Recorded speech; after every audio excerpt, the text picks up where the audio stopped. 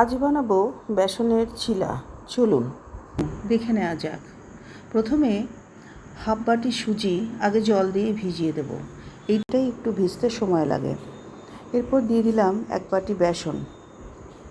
এরপর আমি দিলাম কালো এবং সাদা নুন, সঙ্গে কয়েকটা কারি পাতা, পরিমাণ মতো মিষ্টি, একটু হলুদ আর গোলমরিচের গুঁড়ো। তারপর জল দিয়ে ভালোভাবে ব্যাটারটা গুলে নিলাম। এর মধ্যে দিয়ে দিলাম ক্যাপসিকাম কুচি, লঙ্কা কুচি আর গাজর, সঙ্গে দিলাম 1 চিমটে বেকিং সোডা, অল্প তেল, সব দিয়ে ভালো করে গুলে নিয়ে এবার তাওয়ার মধ্যে অল্প তেল ব্রাশ করে 2 হাতা ব্যাটার দিয়ে দিলাম। হাতার সাহায্যে গোল করে একটা ঢাকা চাপা দিয়ে দিলাম।